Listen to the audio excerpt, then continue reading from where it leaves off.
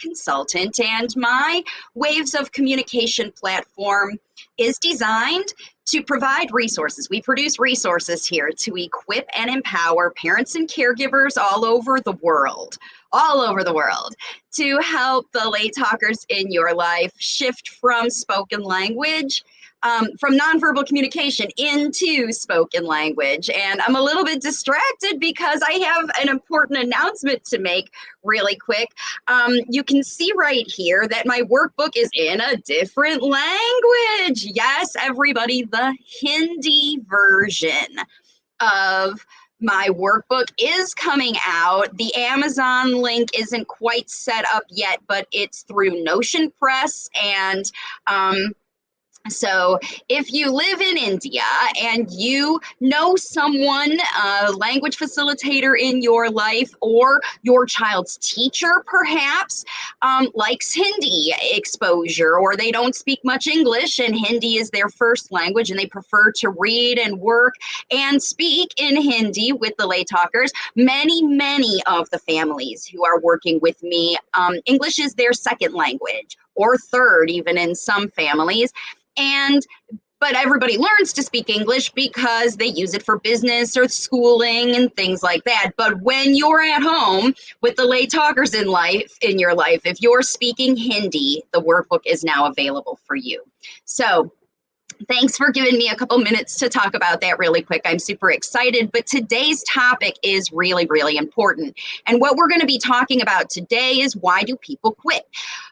It's not uncommon for people to look at the language facilitation journey as something that is obviously different than what you might be seeing in the mainstream. And a lot of people come to language facilitation because they're not happy with what they're seeing in the mainstream or anything else that they've experienced before. And again, my platform is all about equipping and empowering you to do the job. Maybe you have previously relied on therapists or teachers or medicines or diets or things like that, and hoping that those things would somehow make your child start talking, and you realize that without you being in the language facilitation process, you weren't going to see spoken language. Diets can't teach vocabulary, and even therapists can't teach natural vocabulary and how to use that vocabulary in everyday life. Like when you wake up in the middle of the night with a bad dream, or suddenly your child wants ice cream and there's no ice cream in the house. How are you communicating about these situations? This is where your knowledge as a language facilitator becomes important, your commitment to the process, because you're the one that's with the late talker all the time. Now, what I have put together for you is a list of the reasons people quit. Now, my program is called Waves of Communication because there are many ups and downs. And a whole reason I do these Mindset Matters videos is because after working with thousands of families over decades, have seen these patterns in people, that there are reasons that they decide they want to be language facilitators and then they quit. Most of the time, it's a temporary pause in their language facilitation, but a lot of times they decide they are done. You know, like you can see in this graphic, I'm going to show you this face right here. People are disappointed. They are disillusioned. There's a lot of reasons that happen. So what we're going to do is I'm going to go through those reasons with you today and explain them to you. And then I have also, like I usually do in my mindset videos, I've got some videos to share with you from the Waves of Communication platform that will help you dig deeper into these things and how to get some even more strategies about how to work around it. And then I do have my language facilitation inspiration cards today. So if you are joining me either live or on the replay and you feel like quitting, we're going to pull a couple messages from those to see what the late talker's perspective might be around your idea about giving up or being overwhelmed or just not feeling like you can keep going. Like I said, feeling like you want to quit. And we're going to find out why that happens. And so, like we saying here, it is common, super common for parents to feel overwhelmed and what I'm calling second guessing. It basically is quitting, but the reasons you quit is because you second guess your decision to take on the job of language facilitation. And the reason that you do that is because habit change is challenging. That's the reality. This process requires you to make big changes, not just do more things, but really change how you go about connecting and communicating with this late talking child. And if you've been with this late talking child for 2 years or 4 years or 8 years or 10 years or longer, even potentially, then you've already got habits about how you connect with this late talking child and how you communicate with them. And you might feel like those things are exactly right for you because they are your old habits. But again, you're watching this video because you want to change and you want a real change real fast. And so you start doing things. So let's talk about the number one most common. I've got 5 more after this that are less common, but here is the number one most common reason that parents quit language facilitation, and it is this. It is because you are exhausting yourself, because you've been trying to do too many strategies with too much energy out of your desperation, conscious or subconscious. This is a mindset trap, is your desperation to see rapid change in your current situation. You decided to embrace language facilitation because you were done with whatever else, or the results you were seeing weren't what you wanted to do. So you decided, I'm going to do this. But then your mindset about this was, you took on the challenge yourself. You decided it's up to me.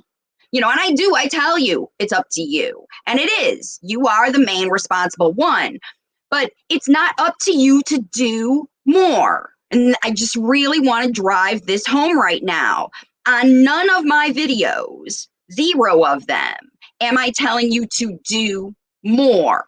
What we're coaching here on this platform is to change, not in big ways, in little ways, how you do the things you do every day. Okay, because you're already got to do all these things you've got to do every day. The piles and lists and all the things that people expect of you. The late talker, your parents, your spouse, your job, your lawn mowing, whatever. These things that you have taken on the responsibility for. This is one more thing you're piling on your plate. If you see it like that, as one more thing you've got to do, you will want to quit. You cannot sustain it as another job. It has to be primary habits of how you connect with the late talker. So if you're worried about getting your workbook out and getting your itinerary plan and all these things I got to do, I got to do 4 times a day, I got to spend more time with my late talker, I got to talk more, I got to do more. This is why you'll quit. Okay. So what I'm going to share with you really quick before I get into the other 5 strategies is the top 3 videos this week, because even if you skip off here and go watch these other videos, you're going to find strategies about these things, because this is, again, it's not uncommon on my platform for me to be talking about these mindset blocks. In fact, here are videos which detail them even more than I'm going to on this video. And here's number 1, common mistakes that can stop speech progress. Okay, so all the links for these videos are in the description of this one. And if you want to figure out what you're doing wrong, okay, because you're doing and you're a doer and maybe you're a doer, and we've got Mars in Aries, literally the moon conjunct that Mars in Aries today. You could be, we just had our solstice, so we are in the mindset of it's time to do something. I'm going to do something. I'm going to make this happen. I'm going to make this happen. And the number one mistake is that when you believe that you are in control of the late talker spoken language, you're not. You're just a facilitator for them to develop. And so in that video, you're going to find out how you might be shifting into more of you controlling the situation versus the child. That's just one of them. Now, here's another video on the platform that you're going to watch. Is your child manipulating you? Because this is a sign that your language facilitation is going the wrong direction. Because if you are trying to manipulate the late talker. Yeah, if I do this, then he'll do that. Remember, you feeling like you're in control to try to make this happen, and it's not happening, right? We're going to talk about that in these things, because that's one of the reasons you quit, is because you've been working hard and it's not happening. It could be because of the intention behind the spoken language models that you're giving. Because if you're intending, I'm going to say this hoping he will imitate me, then you're going to be on the wrong path. So you're going to find out if you feel like you're being manipulated by the late talker, it's going to make you disconnect with them and want to quit this process. So you got to figure out why that's happening and turn it around so there's no manipulation and more contracts. You're not manipulating them. They're not manipulating you. You're not pushing them through your agenda. This agenda is about creation opportunities. Your agenda is not about planning extra things to do. It's about changing how you interact and communicate with the late talker 4 times a day during the things that you already have planned to do with the late talker. You're already spending time together. These strategies are helping you facilitate language in a better way to get better outcomes without more work and burning out and wanting to quit, okay? And the third video that I have for you today is this one. And it's about that good old prompt dependence and prompt avoidance, which are the 2 biggest blockages to natural spoken language. Now, these are mindset issues. We're talking about a mindset matter that have been created in the late talker. They are prompt dependent, like I'll wait for you to teach me or coach me or guide me or do it for me, or I'm avoidant. The second you say my name, I'm out because I don't want to do anything. It doesn't matter. I'm not even thinking about what you're saying. I'm avoiding doing all of that. If your late talker is stuck in those mindset patterns, that's a mindset that they are in that was created by their environment, you or other people around them, the therapists and stuff that they've been going to. And if they are stuck in prompt dependence or prompt avoidance, it will wear your every last nerve to try to unchange those habits in the late talker. You caused them, you've got to change them.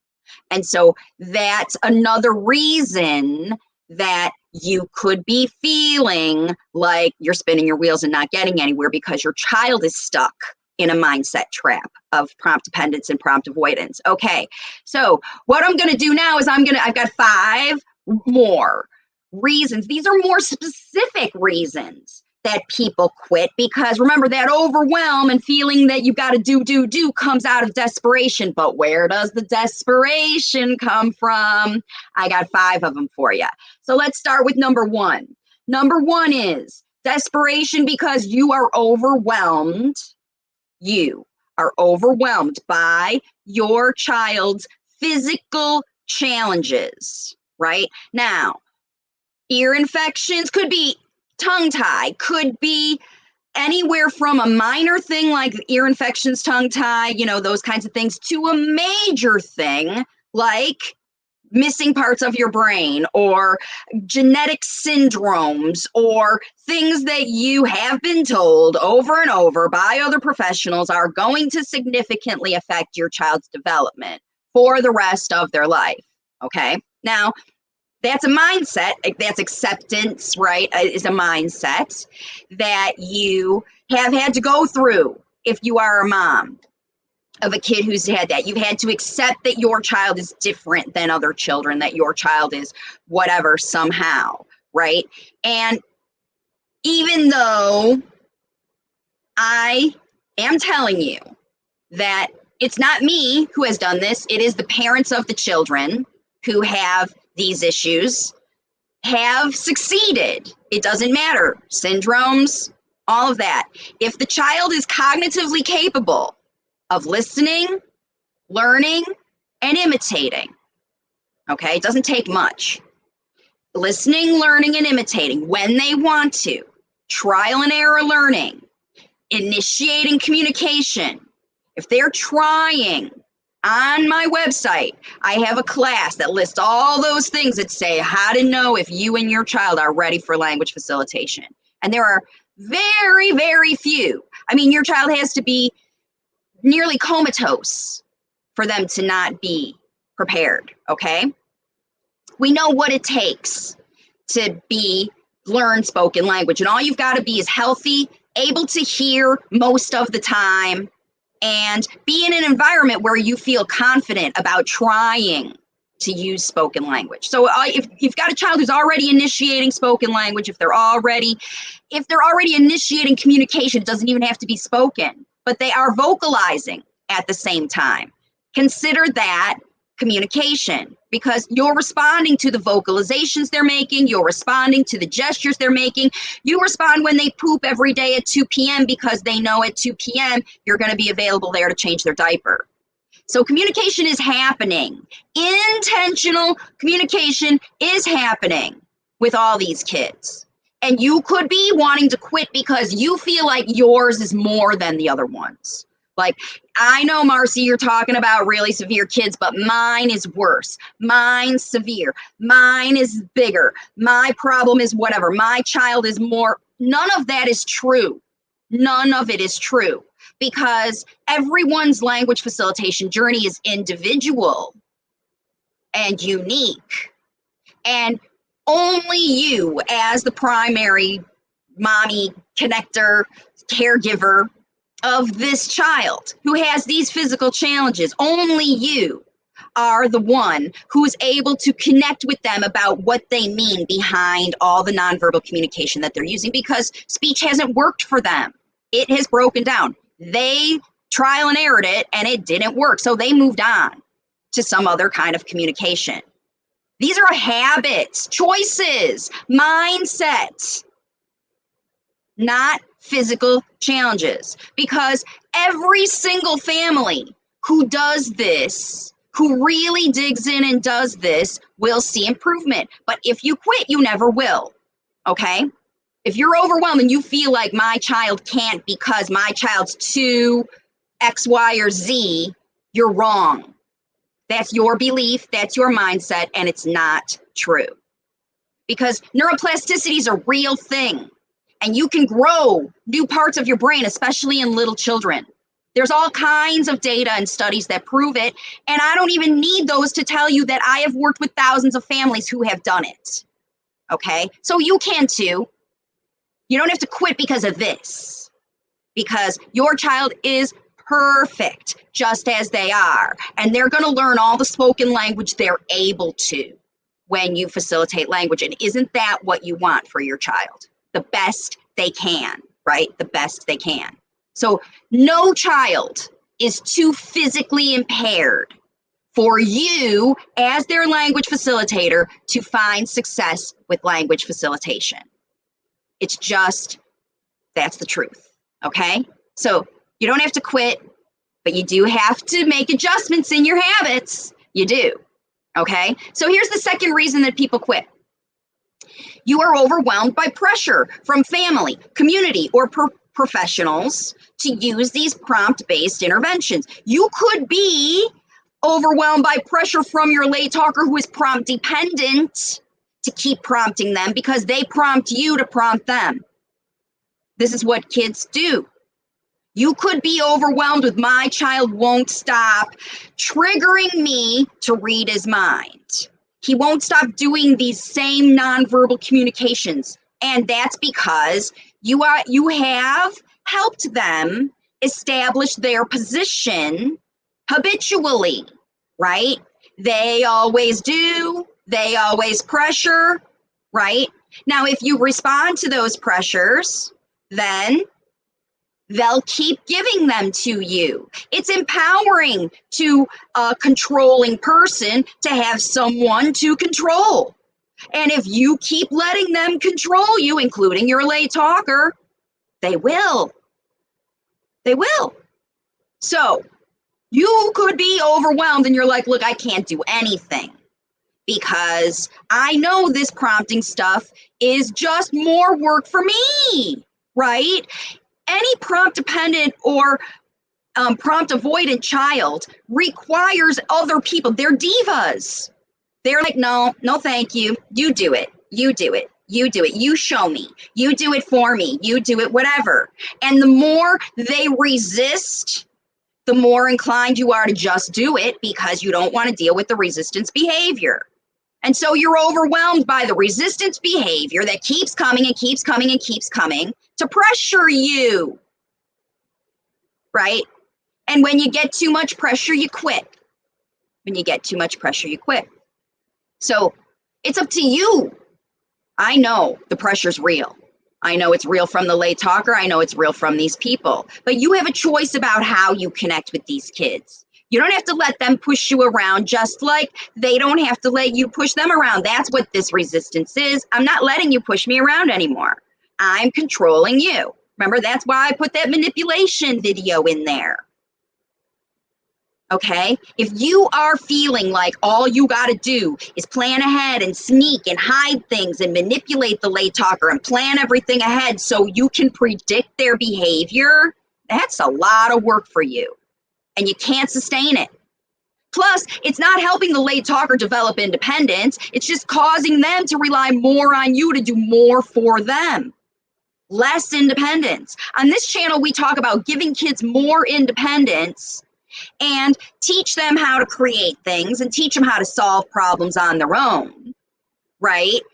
By doing those things together with them. You don't just assign them or do it for them and hope they're going to learn how to be independent. You have to demonstrate how that works and be a coach and not a manipulator or a guide or a teacher or a presser or whatever. It comes from pressure, okay? So this is just the second reason that pushes you to do things that you don't need to do and exhaust yourself, right? Because you're exhausted. That's why you want to quit. All right. Let's look at number 3, because there's more reasons that will mess with your mind to cause you to want to quit language facilitation. Here's number 4. You are tempted because you're exhausted. You're tempted by the promises of faster results through diet. Okay, if I give him no milk, will he talk? If I take away dairy, if I take away gluten, will the speech come faster, right? If I do X, Y, and Z, will it happen? Now, the only caveat about this is, are those things keeping your child healthy? Because as long as they're keeping your child healthy, they are necessary, okay? And then you use them as a language facilitation tool to talk about why you need them. It shouldn't be overwhelming at all. If you're forcing your child to take medicines ever, then you're missing this, right? Because you aren't connecting with the late talker to talk about why this medicine is going to help them. All healing is self-healing. If you think their gut is messed up, or their gut-brain connection is messed up, or they need more neurotransmitters, so you're going to give them pills to give them neurotransmitters to help their brain plasticity grow better because you're giving them chemicals or vitamins or nutritions or whatever, and you're hoping that those things, those chemicals or electronic, you do TDCS or all those things, you hope that that's going to facilitate the functional results that you want. And you're fooled by these people because they're very tempting. They're very tempting. They promise you outcomes that you have been working for a long time yourself to get unsuccessfully. I want better speech. I want more speech. I want faster speech. I want clearer speech. I want 2 languages. I want whatever you want. And you're trying to facilitate. Why you will quit and hand it over to somebody else is when you don't see how your connection and language models are what your child needs. You don't feel like they're useful, right? You think that somebody else can do it faster than you. And it's a lot easier if you don't have to. Listen, all I got to do is give them this pill or shop for the right bread products or, do all that stuff, and my kid's gonna talk. Woohoo! Every mom would do it, and every kid would be talking if that stuff worked, you guys. There wouldn't be 1 in 8 kids or more who isn't using spoken language as good as other kids. 20+% of the population. If this is all it took was these remedies, wouldn't they be working? Wouldn't they be whatever? A lot of parents leave because they're told by someone else that their connection with their child is not as important as the medicine that they give them. And we're talking about spoken language development here, which comes from connecting with people and listening to them talk. So I don't know where they got their information. They certainly didn't work with thousands of families to see that their thing was resulting in speech. It might have happened for a couple of them spontaneously, but I guarantee if those parents are using gluten-free diets and their kids are talking, they are also using language facilitation, right? They're just keeping their kids healthy and they're facilitating spoken language. And they're giving credit to the wrong thing because those parents don't believe how powerful they are. That's what happens to most people. I don't believe I can do it, so I got to give my kid the pill. His physical body's too much, so I've got to do more. I've got to do extra for my kid because my kid's different. And none of it is true, you guys. None of it is true. Okay? Here's number 4. You are disappointed, right? This has happened to people who even paid me to sign up for my program, who bought my workbook, who have watched videos, who have worked with their kids and seen themselves cause improvement. But you're disappointed because it's not fast enough, it's not mutton enough, or it's not as much as this mommy got, or that mommy got, or this one got with their kid who was very different than your mommy and your kid and your family situation, right? But you're comparing. So you feel like you can't do it. You disempower your own self away from taking the action you need to create the habits, and you just get out, why bother, right? This is like someone who's going on a diet and they decide that eating donuts is a bad idea, so they stop eating donuts, and then they completely cold turkey never have donuts again. And then, of course, the first time somebody says, I've got donuts that are, very low calorie and whatever, and they eat one and they decide they want donuts back in their life and they quit. They just go back to eating donuts. That's all right. I'd rather be happy and fat. It's all right. I'll deal with the prompt dependence. It's all right. I'll deal with the tantrums. I've dealt with them this long. I can keep doing it. You come up with reasons to suffer, right? Because you feel like you just can't. Somebody else did it, but I can't do it like she can. I can't do it like he can. I can't do it, right? That's what happens. You're disappointed in yourself, and you're disappointed in your child, and then you might project that on me. I'm disappointed in Marci. These strategies are bunk. This is what people talk to babies about. I've been doing this. Oh, and this is what I also hear a lot of. I've been doing this. I send people a whole report about what they need to change, and they're like, this is nothing new. I've been doing this already. Why would I tell you need to change things if I didn't see things in you that you don't see? You don't see them. That's why you hire a coach, is they can analyze your situation from the outside and say, you don't realize what you're doing, but you're perpetuating the problem because you're in desperation mode and you don't realize it. Your mindset is triggered. And now you project your disappointment on everybody else. Yeah, it's their fault. It's his fault.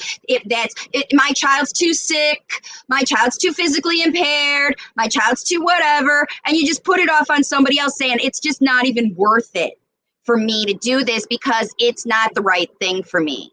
But deep down inside, you know it is. You know how easy it is to connect with the late talker. You know how easy it is to provide. You know how they look at you and smile when you do it right.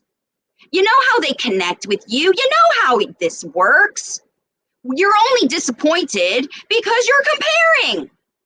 If you compare yourself to yourself a month ago, a week ago, 2 weeks, 2 months, 2 years ago, let's look at that. Just compare yourself and your connection and language models with the late talker after you started watching language facilitation videos and before, after you got the workbook and before.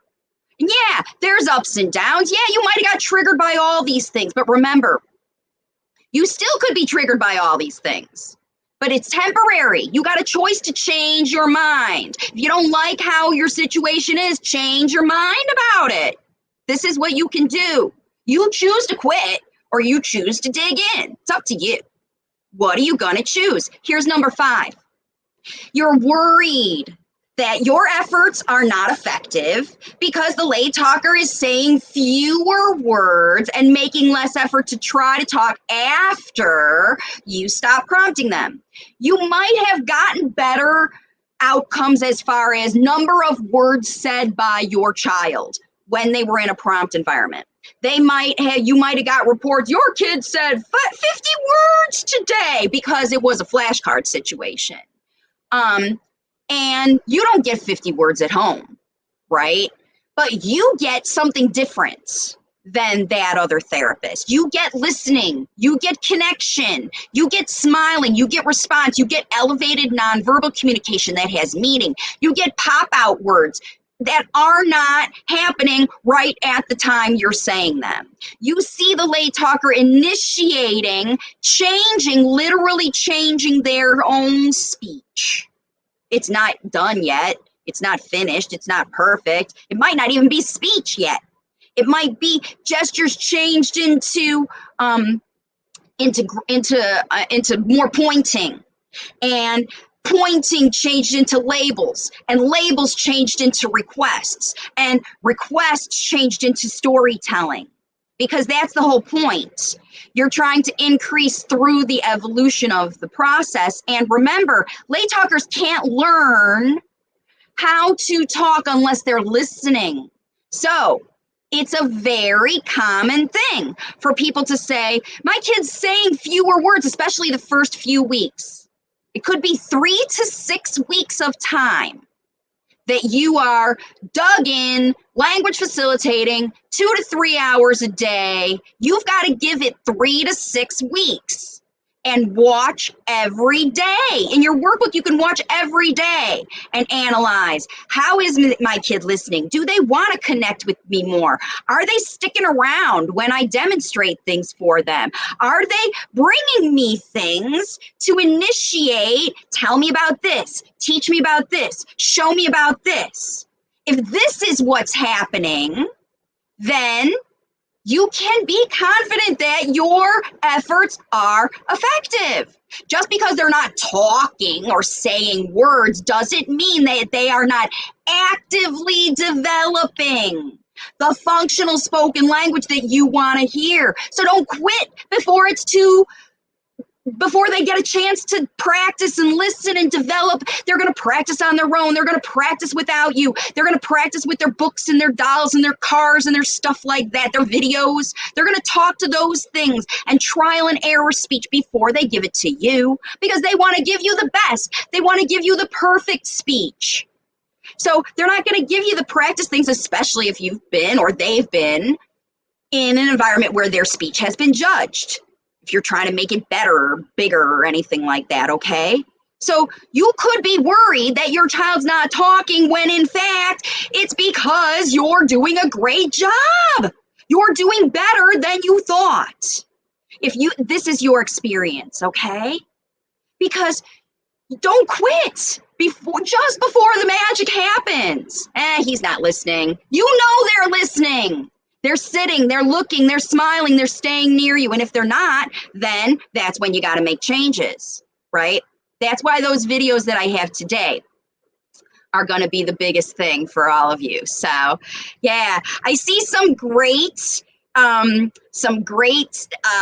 engagement here with people. Hopefully you're not wanting to quit.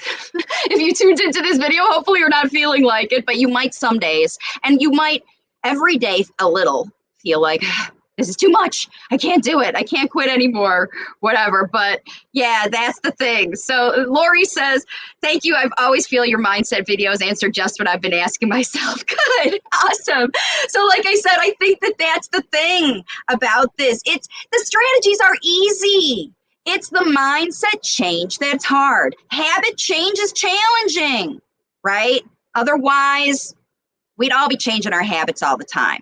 Here's a question that's come in. What does it mean when your child can talk and comprehend really well, but still have that baby mentality when you're communicating with them? I hope you understand my question. Yes, I do. It's the same thing we were talking about, that prompt dependence and prompt avoidance, you see. So this video, let me show you this. The link to this video, prompt dependence and prompt avoidance, is in the description of this video here. And this is what's going on when I call them the valet. So you're calling them a baby mentality. Babies want you to do everything for them. I can't do it. I'm too little. No. This is a mindset of the baby, of the child, right? And it's obviously you don't want this mindset. You're like, you're a big boy. You're a big girl. You've got big things to do. I'm raising an adult, not a baby. I don't want to perpetuate babyhood. The other analogy I use is princess or prince, right? Because they're entitled. Babies, princes, they're entitled. Diva is the other word I use. I'm entitled. You have proven to your lay talker, the one who says this, right? The parent who says, what does it mean when your child can talk and understand, but they still don't choose to do their best? Why does a prince or princess, when we think about when they're in that toxic mode of entitlement, right? So you've proven to your lay talker, they've manipulated you into feeling like you are responsible for their every entertainment, for their food, for their comfort, for their whatever, on their time, on their schedule, in their moment, right? And so that's what happens, because this is a typical childhood behavior, you guys. A lay talker is just using, this is when a lay talker will use their speech. They know how bad you want to hear them talk. They know how bad you want to hear them say words, but they are manipulating you into doing things for them because they don't want to.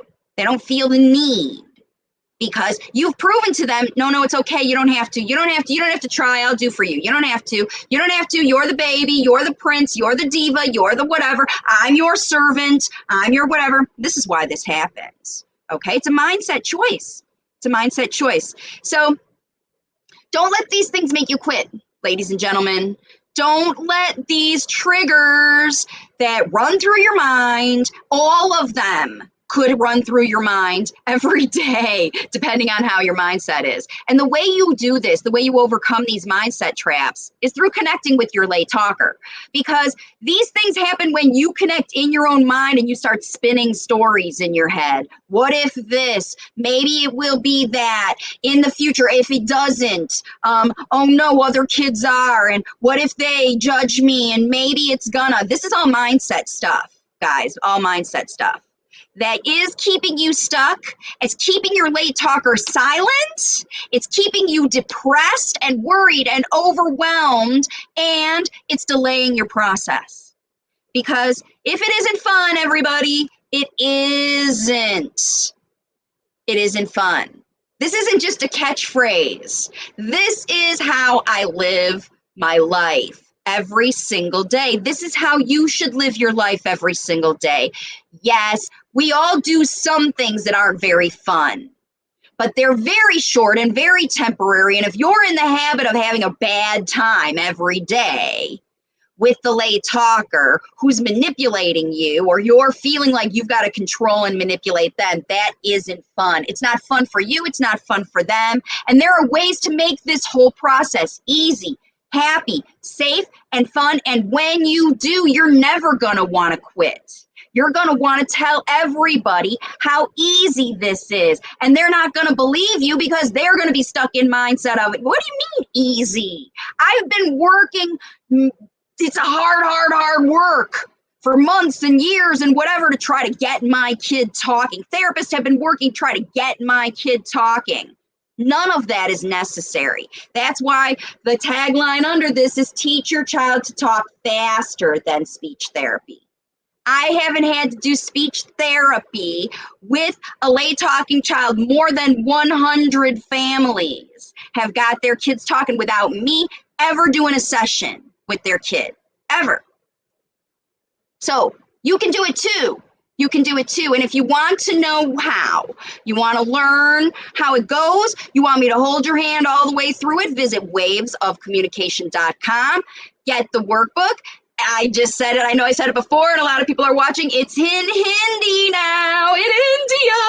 All of my followers in India, I've been trying and working and all this stuff. After everything, I finally got it out in Hindi on Notion Press. It's going to be on Amazon. Stay tuned to the channel so you can see how to order your copy.